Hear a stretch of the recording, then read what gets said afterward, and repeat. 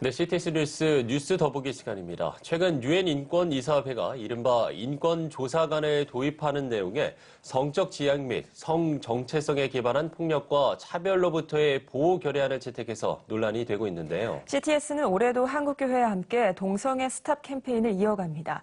오늘 뉴스 더보기 시간에는 에이즈 환자를 치료하다 반동성애 운동에 나선 수동연세요양병원 염한섭 원장님 모시고 자세한 이야기 나눠보겠습니다. 네, 원장님 안녕하십니까? 안녕하세요. 네. 먼저 유엔 인권위원회 결의안 채택에 대한 이야기를 해보겠습니다. 유엔 회원국 내 성소수자 등에 대한 인권 실태를 조사해서 국제인권법 기준에 미달하는 경우 각국의 시정을 권고하는 등의 압력을 행사할 수 있게 하는 본건 결의안이 2016년 6월 30일에 통과가 됐는데 그동안 동성애로 인한 심각한 폐해를 겪고 있는 아프리카, 또 중동 등 많은 국가들이 강력하게 반대를 했음에도 불구하고 이게 통과된 것으로 알려졌거든요. 예. 네. 이런 현황에 대해서 어떻게 생각하시는지 먼저 말씀을 해주시죠. 사실 저희 국내에서 이 사실을 잘 몰랐습니다. 그런데 어떻게 알게 됐냐면은 네. 미국의 동성애자들이 교회를 대상으로 가진 소송, 차별금지법으로 말미암아 가진 소송을 할 때 유일하게 법률 투쟁을 도와주는 단체가 ADF라는 단체가 있습니다. 예. 그런데 그 ADF에서 한국에 연락을 하신 거예요. 그래서 연락한 이유가 뭐냐면 한국이 이사장 국가라는 거예요. 이사회 회장 국가인데 네. 인권조사관이라는 미명하에 성소수자 인권조사관을 만들어서 전 세계 동성애 확산을 시키는데 한국이 앞장서고 있다는 거예요. 그래서 이거 좀 잘못된 거 아니냐라고 연락을 주셔가지고 그때서야 저희가 뒤늦게 알았고 외무부에 항의를 하러 갔습니다. 예. 우리나라가 그런 나라가 아닌데 세계적으로 지금 이거 하지 말자고 난리인데 굳이 대한민국이 앞장서서 성소수자 인권조사관을 만드는 법안을 통과시킬 필요가 있냐 그랬는데 네. 외무부는 단호하게 우리는 하겠다. 그렇게 하겠다라는 입장이었고 말씀 주신 대로 6월 달에 하도 시끄러우니까 네. 1차 투표 때는 이게 잘 안 됐습니다, 일이. 그래서 최종적으로 12월 달에 최종 투표가 있었는데 예. 최종 투표 때 한국의 강력한 의지와 동성애 찬성 국가들의 강력한 의지로 말미암아 성소수자 인권 보호관 제도가 유엔에서 정식으로 통과가 됐고 따라서 에이즈 동성애 확산이 가장 강력한 나라인 태국의 한 분이 인권 조사관이 돼서 예. 세계를 다니면서 세 가지 주요 활동을 하게 됐는데 첫 번째는 동성결혼 합법화, 동성결혼 합법화요. 두 번째는 동성애 합법화, 세 번째는 어린이 교육의 동성애 교육. 이 세 개를 주로 하시는 거예요. 그런데 예. 만약에 나라에 따라서는 거부할 수도 있잖아요. 네. 우린 그렇죠. 애들한테 동성애 가르치는 거 싫고 동성 결혼도 싫고 동성애 합법화도 싫다 이럴 수 있잖아요. 그러면 그 국가에 압력을 넣겠다는 거예요. 저는 분명히 이것이 동성애 제국주의라고 생각합니다. 이제는 동성애자들이 이전 역사에서 불행한 결과를 가져다 주었던 제국주의의 망령이 다시 살아나서 동성애 제국주의를 시도하겠다. 그래서 세계를 다니면서 나라들을 동성애로 통합해오고 있다. 이런 시도인 것 같아서 굉장히 좀 불안한 마음으로 바라보고 있습니다. 네. 예. 우리나라가 유엔 인권위 방향에 대해 찬성을 했다는 건 또 어떻게 보면 성소수자에 관한 사회적 인식이나 뭐 체계를 만들어 가겠다라는 의미와 좀 동일할 것 같은데 국내 동성애자 현황은 좀 어떻습니까? 우리나라는 사실 동성애 합법화죠, 이미. 왜 그러냐면은 동성애 한다고 처벌받거나 감옥에 가시는 거 없으시잖아요. 벌금도 그렇죠. 안 내고. 사실 동성애가 높은 수준의 성적 권리를 보장받고 있고 예. 동성애 관련 성업소가 500군데 이상 성업 중에 있습니다. 네. 그래서 그 500군데 이상의 성업소에서 매일 에이즈 환자가 쏟아져 나오고 있는 거죠. 그런데도 전혀 단속이나 처벌이 안 됩니다. 처벌 규정이 없기 때문에. 예. 그럼에도 불구하고 차별받는다라고 주장하면서 차별금지법을 유엔의 힘을 입어서 우리나라에 제정을 해보겠다라는 것은 차별금지법의 속성이 차별을 금지하겠다는 뜻이 아니고 동성애에 대한 사회적인 폐해 혹은 사회적인 부작용을 말하는 사람들을 처벌하겠다는 법이에요. 이건 표현의 자유를 가로막는 굉장히 악법이고 이상하게도 동성애 단체나 동성애 단체의 어떤 큰 방향성을 보면은 본인들이 차별받는다라고 겉으로는 외피를 쓰지만 예. 내용을 보면은 독재나 파시즘에 가까운 행태를 보이고 있습니다. 그렇군요. 그런데 이 성소수자들은 그 동성애와 에이즈는 별개다 이런 이야기를 좀 하지 않습니까? 그럼 원장님께서는 이 부분에 대해서 동감을 하시는 건 아니실 것 같아요. 굉장히 이제 나쁜 거짓 전략 전술을 쓰는 거죠. 예. 그거는 의학적으로 명백히 결론이 나 있기 때문에 너무나 전 안타깝게 생각하고 있습니다. 뭐냐면은 국내 에이즈 환자의 93%가 남성, 7%가 여성입니다. 만약에 남자, 여자 사이에 일반적인 성관계로 에이즈가 감염이 되면 남녀 예. 성비가 당연히 5대 5가 돼 있어요. 네. 그런데 93대 7이라는 거는 남자끼리 감염이 된다는 거예요. 성관계를 통해서. 그래서 93의 남자들이 생기고 그 중에 일부가 양성애자가 있습니다. 예. 남성뿐 아니라 여자와도 성관계를 하는 남자들을 뜻하는 거죠. 그 사람들로 인해서 일부 여성들에게도 감염이 되는 거예요. 실제로 저희 병원에 입원했던 여자 에이즈 환자 중에 율랑 여성이나 성매매 업소 여성은 단 한 명도 없었고 예. 모두 다 남편에게 감염된 여자 환자들 혹은 애인에게 감염된 일반인 여성이었어요. 네. 그렇군요. 그러면 지금 국내 에이즈 환자 실태는 좀 어떻습니까? 우리나라 에이즈 환자는 작년 통계상 약 14,000명으로 예상이 되고 있는데 예. 2003년도에 질병관리본부가 발표를 하기를 당시 에이즈 환자 2,024명에 대한 사회적 비용이 7,981억이다 발표를 했습니다. 그러니까 환자 수가 정확히 7배가 늘은 거죠. 그런데 그렇죠. 돈을 곱하기 7을 하면은 물가 올라간 거는 반영하지 않고 돈만 산술적으로 7배를 하면은 작년 대한민국의 에이즈 사회적 비용이 5조입니다. 여러분 대한민국이 에이즈 문제 때문에 5조를 사회적 비용으로 지출할 만큼 우리가 지금 형편이 됩니까? 굉장히 에이즈로 인해서 문제가 큰데 소위 말하는 억울한 에이즈 감염, 즉 수혈이나 의료 시술로 인한 에이즈 감염은 2006년 이후에 단 한 건도 없어요. 현재 대한민국의 에이즈는 성병이고 주로 남자 동성애자 사이에 감염을 유행하는 남성 동성애자들의 성병입니다. 그런데 동성애 확산을 못 막아서 우리가 우리 미래 세대에게 5조 혹은 10조까지 되는데 이 추세는 5년 내지 7년밖에 안 남았는데 그런 엄청난 사회적 병을 물려주는 거는 미래 세대를 굉장히 암울하게 만들고 있는 큰 요소라고 생각하고 그리고 있습니다. 좀 젊은 층이 좀 많죠. 어떻게 되나요? 작년에 신규 환자 중에 20대가 1위였는데 네. 20대가 에이즈의 확진 판정을 받는다라는 거는 10대 때 에이즈가 걸렸다는 거예요. 그렇네요. 예, 그리고 에이즈 걸려도 10년 동안 무증상기, 잠복기 아무 증상이 없습니다. 그리고 10년 정도 돼서 증상이 나타나는 게 20대였다는 거죠. 20대 사이에 동성애가 무분별하게 확산이 되고 있다는 것을 보여주고 또 10대들의 건강에 굉장히 위협받고 있다는 것을 보여주는 한 가지 예가 되겠습니다. 네. 그야말로 남자 청소년들이 좀 무방비로 노출됐다 이렇게 볼 수가 있겠네요. 네. 예. 그 심각성이 좀 어느 정도입니까? 남자 청소년들의 동성애 문제의 심각성을 좀 말씀해 주시죠. 여러 가지 자료를 통해서 저희가 실태들을 이렇게 보고 있는데 네. 예. 스마트폰에 앱이 있어요. 동성애자들 앱 한 6가지를 많이 쓰고 있는데 우리가 카카오톡이나 페이스북 쓰는 것처럼 동성애자 앱을 몇 가지 쓰면서 계속 만나는 거죠. 밤에 위치 추적이 됩니다. 동성애자 내 주위에 동성애자 위치 추적이 돼서 가까운 그래요? 친구를 카카오톡 하는 것처럼 메시지를 보내서 화장실 같은 데 만나서 성관계를 맺고 헤어지고 하는데 특별히 동성애자를 은어로 알바라는 게 있습니다. 이 알바는 뭐냐면은 청소년들이 본인은 동성애자가 아니지만 용돈 마련을 위해서 성인 남성 동성애자에게 본인의 학문을 파는 아이들을 지칭하는데 1시간 제공하고 3만 원을 받아요. 여기에서 바로 청소년 에이즈가 무섭게 폭증하고 있는 거죠. 지난 15년간 전 세계 에이즈 환자 수는 35%가 줄었는데 예. 대한민국의 특별히 청소년 에이즈 환자는 20배가 넘게 늘었어요. 엄청나게 는 거죠. 2000%가 늘었으니까. 그러네요.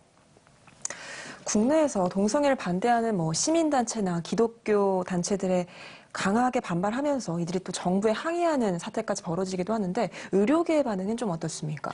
의료계에서도 상당히 이 부분에 대해서 예의주시하고 있는데 예. 뭐라고 적극적으로 이렇게 의료인들이 말할 수 없는 게 첫 번째로 국가인권위원회 성적 지향에 관련된 2조 1항 법률이 동성애와 에이즈를 명백히 연관성이 깊거든요. 네. 그런데 얘기를 못하게 만들었어요. 얘기하면은 동성애자들이 자존심이 상한다고 인권 침해라는 게 주 이유예요.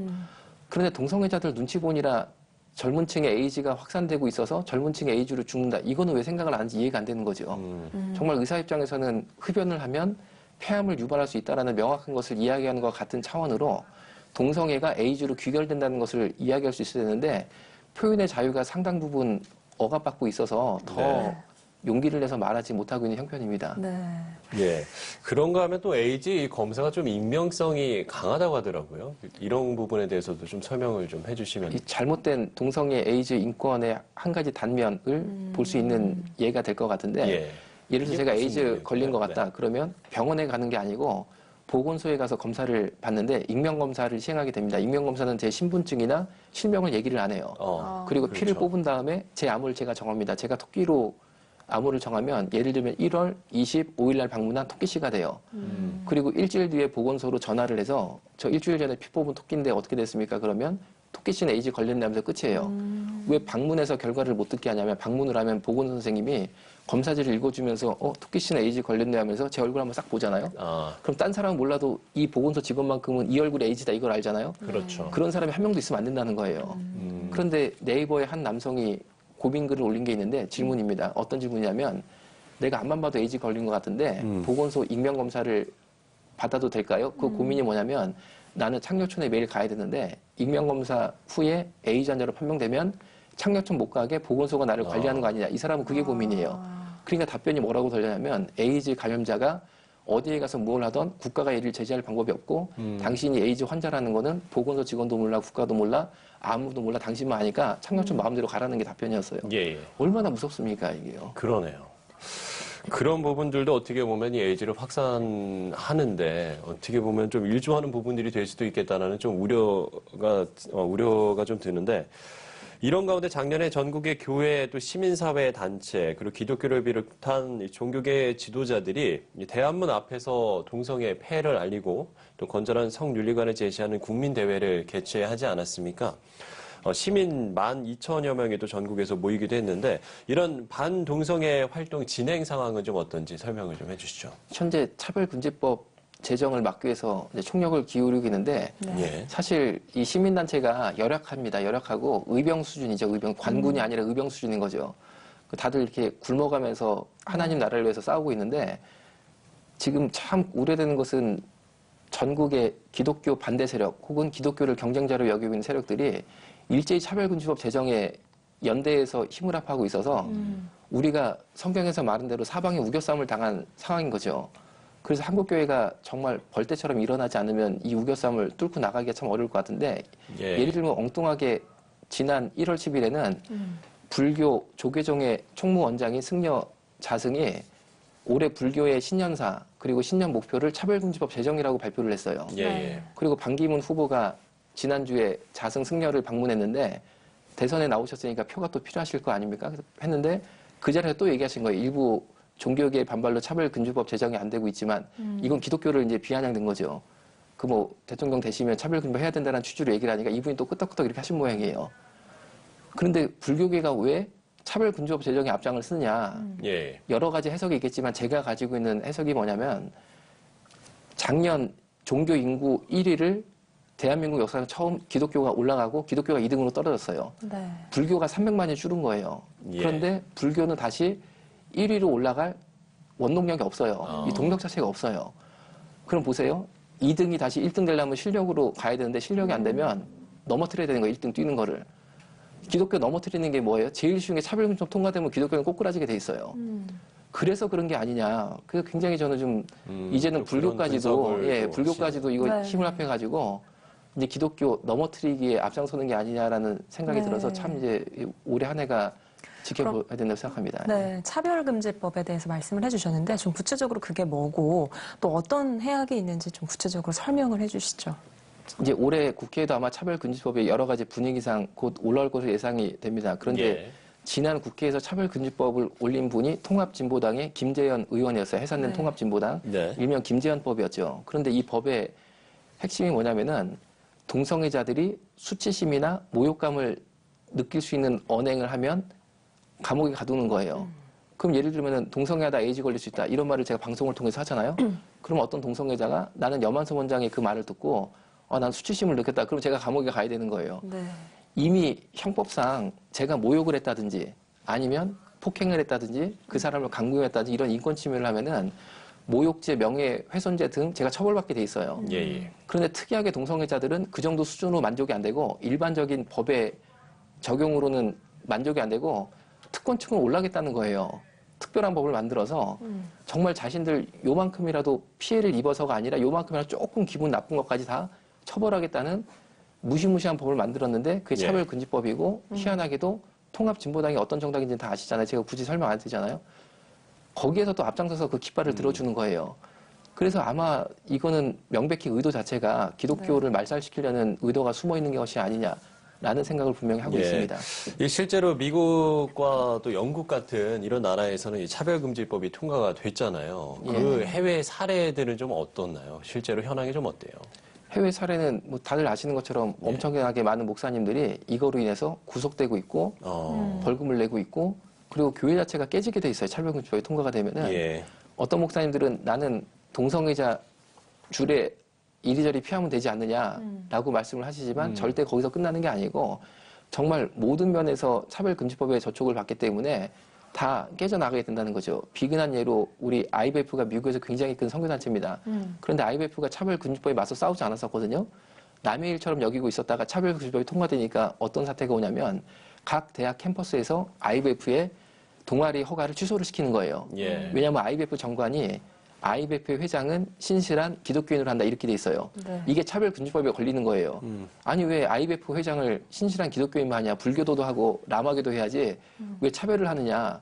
아니 그럼 생각해보세요. 대학교 선교단체 회장을 신실한 기독교인이지 불교도가 하는 게 말이 되냐고. 이게 상식이잖아요. 예. 그런데 동아리 해지가 되니까 어떻게 되느냐. 그 다음부터 우리 학교 교실을 빌려가지고 일주일에 한 번씩 체포를 드리려면 1년에 2,000불을 내야 된다는 거예요. 아니 2만 불을 내야 돼. 한 달에 2,000불이니까 2만 불 이상을 내야 된다는 거예요. 2만 불이 어디 있어? 2만 불이. 캠퍼스마다 2만 불이면은 100개면 얼마입니까? 1,000개면 얼마고? 선교단체가 실제로 대학교에서 다 철수할 수밖에 없게 된 거예요. 예. 이런 무시무시한 결론을 낳게 됐다는 거죠. 네.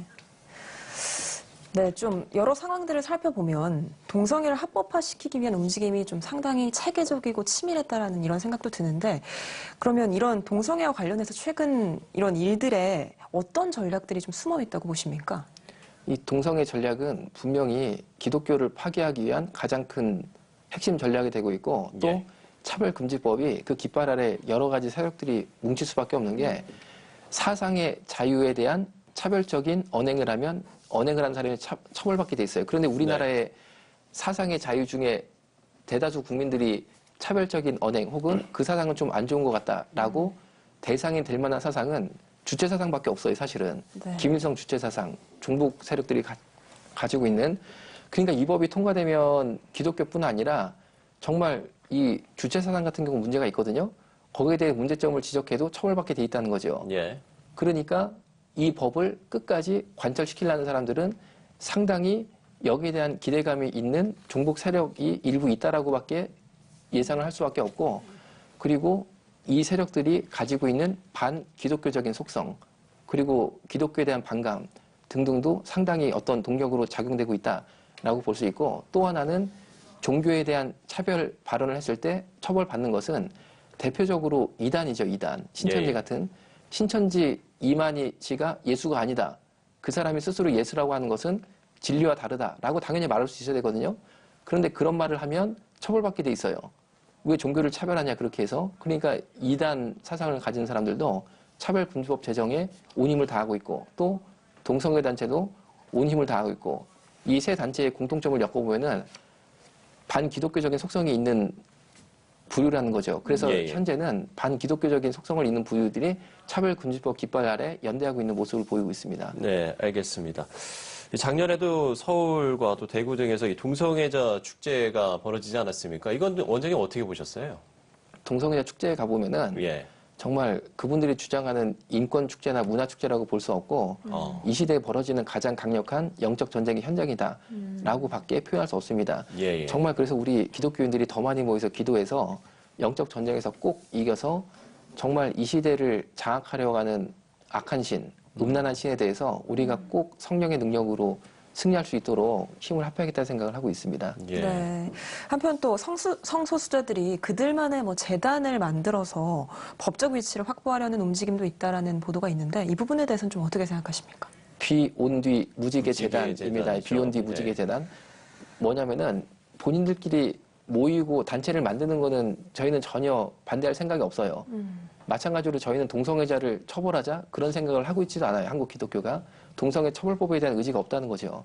다만 이 정도로 동성애가 만연하고 있는 한국 사회에서 차별금지법까지 통과되면 대한민국의 미래가 상당히 우려된다는 차원을 막는 것뿐인데 같은 차원으로 비욘드 무지개 재단도 본인들끼리 어울린다면 문제가 없는데 법무부 산하재단으로 들어가겠다고 법무부에 신청서를 낸 거예요. 네. 그런데 법무부 산하재단으로 들어가면 국가 지원을 받게 돼 있거든요. 어떻게 그걸 해줍니까? 그렇잖아요. 그래가지고 안 된다라고 법무부가 이건 안 된다라고 불가 통보를 하니까 법무부를 상대로 비욘디 무지개 재단 측이 소송을 걸었는데 놀랍게 1심을 동성애단체가 승소해서 법무부 재단으로 들어가게끔 된 거예요. 그래서 이제 그것도 사실 1심 끝날 때까지 몰랐어요. 예, 예. 그러니까 아직 우리 한국 반동성애 운동이 그만큼 열악하다는 거죠, 상황이. 몰랐다가 나중에 알게 돼가지고, 이거 큰일 나게 생겼거든요. 그래가지고, 싸워야 된다 해서, 현재 2심이 서울고등법원에서 네. 진행 중인데 3월 15일 날 판결이 납니다. 네. 그거 뒤집어 보려고 엄청나게 탄원서 쓰고 서명받고 이제 뒤늦은 애를 쓰고 있는 거죠. 네, 그렇군요. 이번에는 의료계 이야기를 조금 해보겠습니다. 보건복지부는 의료법 시행규칙 일부 개정령을 통해서 민간 요양병원의 에이즈 환자가 입원을 원할 경우 이걸 또 사정상 어떤 입원을 못 시키게 되면 이게 이제 진료 거부로 인해서 그 병원이 처벌받는다 이런 내용이거든요. 이게 의료계 입장은 어떻고 또 이런 개정령에 대해서 어떻게 생각하시는지 좀 말씀을 해주시죠. 그 부분이 한때 굉장히 이제 뜨거워서 참 이렇게 뜨거운 감자화된 건데 네. 내용은 이런 내용입니다. 에이즈 환자분들이 이제 동성애로 에이즈에 걸리신 분들이 점점 고령화가 돼가고 있어요. 이분들이 요양병원에 입원해서 노후 보장을 받으셔야 되는 거죠. 그런데 본인들의 노후 보장을 국가의 요구를 강력하게 해서 네. 현재 일반인들이 요양병원에 입원하면 한 달에 110만 원을 냅니다. 그러니까 굉장히 큰 비용이에요. 110만 원 없으면 요양병원 입원이 안 되는 거죠. 예. 그래서 돈이 없어서 집에서 노후를 보내는 분들도 많이 계세요. 네. 그런데 동성애로 에이즈 걸린 분들은 이 110만 원이 평생 돌아가실 때까지 무료예요. 국민세금 100% 지원. 그렇게 되게 됐어요. 그런데 그것까지도 의료기는 받아들였어요. 뭐 그런가 예. 보다 하고 받아들였는데 이분들이 요양병원 가고 싶은데 아무데나 다 들어가야 된다고 주장을 하는 거예요, 갑자기. 요양병원 협회 입장은 뭐였냐면은 전국에 국공립 요양병원 23개를 정해서 23개가 병상수가 5,000병상이 넘습니다. 네. 예. 그래서 지정병원에 전문 에이즈 병실을 만들고 그곳에 입원하도록 해서 전문적인 관리를 받게 된다 이거였는데 동성애 에이즈 환자분들은 우리가 왜 23개 정해서 들어가냐. 그러면 정하려면 인권침해다. 그게 아니고 나는 가고 싶은데 막 가야겠다. 일반 병실고 에이즈 병실, 내가 에이즈 병실 왜 들어가냐, 나 일반 병실 들어갈란다 이렇게 나온 거예요. 그러니까 이거 감당이 안 되는 거예요, 더 이상. 어떻게 대화가 안 되더라고요. 네.